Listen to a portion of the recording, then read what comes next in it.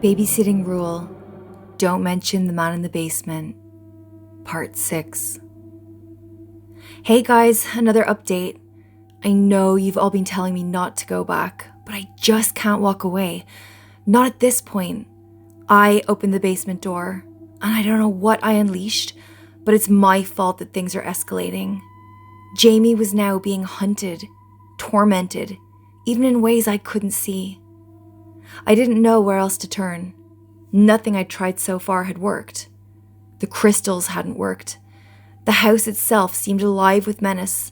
And Jamie, he was terrified, and I couldn't let him face it alone.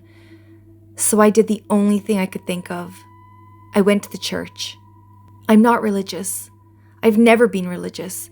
When I was a child, my parents would occasionally take me to Mass for Christmas, but it was never a big thing in our family. But what happened to Jamie? The only word I can think of is possession. I've seen The Exorcist, and it's the closest comparison I can make. Is something possessing him? I was out of my depth and needed help from someone with more experience.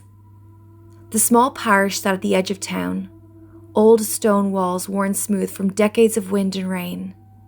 Inside, the church felt hauntingly empty. Rows of polished wooden pews stretched into shadowed silence, each one unoccupied. Flickering candles cast a trembling glow, their light dancing across the worn stone floor. The sweet, heavy scent of incense hung in the air, weaving through the stillness of the large, hollow interior. Even with the vast emptiness, I felt a comfort as I stood at the door, like I was in a safe space. I walked in slowly, unsure of how to even approach this. I sat down in a pew, feeling awkward and out of place. After a few minutes, a priest emerged from a door behind the altar. I stood up, and he gave me a kind, welcoming smile. He was elderly, with white hair and thin glasses.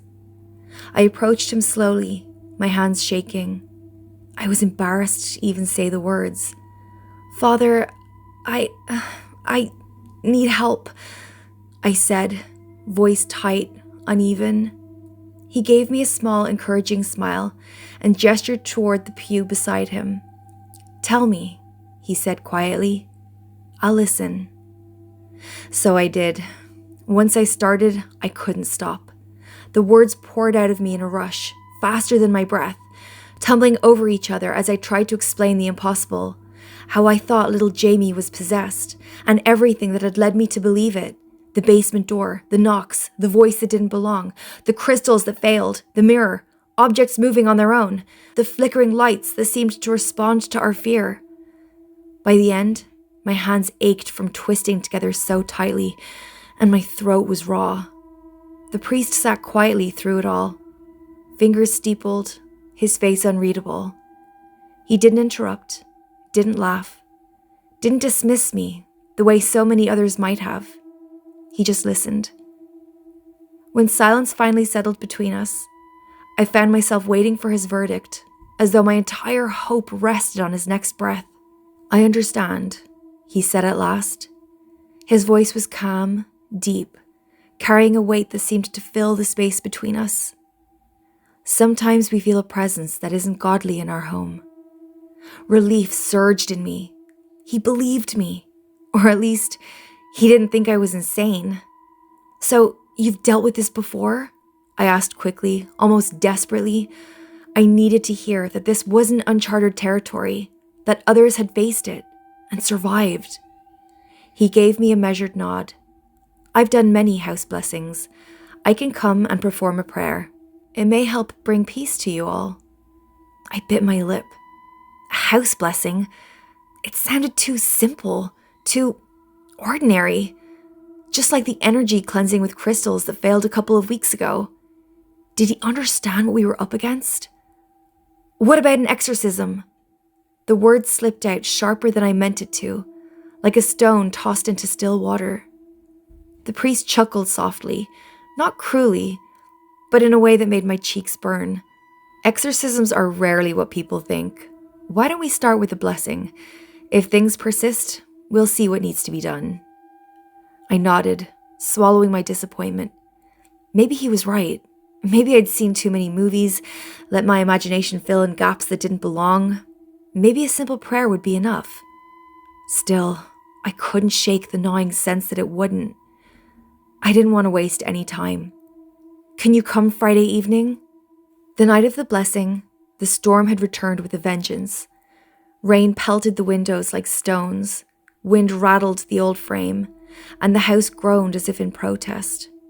Jamie clung to my hand, his small body tense and shivering, eyes wide and fearful. As always, David and Margaret left without any kind of conversation, which I was glad about. I hadn't told them what had happened to Jamie last week. If I thought they were the type of parents that might do something about it, or at the very least comfort him, then maybe I would. But they didn't seem to prioritize Jamie's safety, or even care about it. Plus, how would you even start a conversation like that? So, while you were gone, we had a snack, played with Lego. Oh, and by the way, your son was possessed. As much as I dreaded my Friday nights at the house, I felt a bond with Jamie that I couldn't break. We were in this together. I wasn't going to let him fight it alone. It broke my heart to think that the rest of the week, when I wasn't there, he would have no one to hold his hand, no one to cuddle him, be there for him. I asked the priest to come just after 6. David and Margaret always left promptly, so I didn't need to worry about them crossing paths. I didn't want them to know that I had arranged for a house blessing. Not that I think they would have been against it, but they aren't the type of people that seemed open to any kind of discussion, let alone one involving God and demons and possessions. It was easier just to do this without having that talk. Plus, I just don't know how much I can trust them. I don't think they're inherently bad people, but there's something off about them. The way they are with Jamie, like they don't want to be near him. The priest's small blue car turned into the driveway a little after David and Margaret pulled away. The sound of tires crunching over the gravel reached me in the hallway, and for the first time in weeks, I felt something I hadn't allowed myself to feel. Hope. Relief washed through me so strongly it was almost dizzying. Maybe this was it. Maybe tonight everything would change. When the knock came at the door, I opened it quickly, almost too quickly, and stepped aside to let him in. He gave me a kind nod, his features calm, unbothered by the storm that had begun to stir outside. I searched his face for even the smallest trace of unease, some flicker of fear in his eyes, but found none. If anything, he seemed steady, grounded. It soothed me in a way I didn't expect. Jamie pressed himself against my side, his small fingers gripping the fabric of my sleeve so tightly my arm tingled. His wide eyes followed every movement the priest made as he unpacked a small bag, carefully placing its contents: a gold crucifix, a vial of holy water, a slim leather-bound Bible, on the table. The priest didn't waste time with ceremony. No hesitation, no nervous glances around the house, no questions about whether I'd exaggerated. He simply began. Moving slowly, deliberately, he walked the length of the hallway, dipping his fingers into the holy water and sprinkling it against the door frames, murmuring prayers under his breath in a steady rhythm. The sound was low, almost soothing, like a chant that wrapped itself around the walls. I followed his lead, repeating the words where he prompted, though my voice shook. I kept Jamie tucked close to me, murmuring reassurances in his ear, even as I leaned into the priest's words like a lifeline. I waited for the bangs, the cold air, the voice, anything. But it was silent. For the first time, I dared to let my shoulders drop. My chest loosened. It was working. I smoothed Jamie's hair as he clung to me, whispering, "See? It's okay. He's helping us." And for a heartbeat, I believed it too. Everything was still, peaceful, as though the very walls had settled, sighing out their centuries of tension.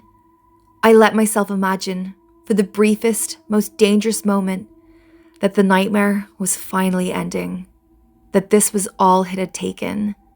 Finally, the priest announced the blessing was over. The storm outside still shook the house, but inside it felt steady. The priest packed his things. "Hopefully that will be the end of any disturbances," he said. I nodded, relief washing over me. "Thank you, Father," I whispered, my voice thin with exhaustion, but heavy with gratitude. He gave me a gentle nod before stepping outside, the front door clicking shut behind him with a finality that seemed to echo through the quiet house. I let out a shaky sigh I hadn't realized I'd been holding. Glancing down, I looked at Jamie leaning against me, his small body warm and fragile, his eyelids heavy with weariness. For the first time in what felt like forever, I allowed myself the dangerous thought that maybe, just maybe, it was finally over. Then, a deafening crash split the night.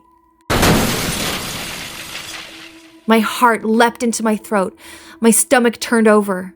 I ran to the door, Jamie clinging to my arm, trembling, his small fingers digging into mine. And then I heard it. A voice, deep and guttural, booming through the storm. "I warned you." I froze, blood running cold. The storm whipped around me, but that voice wasn't the wind. It was deliberate, malicious, mocking.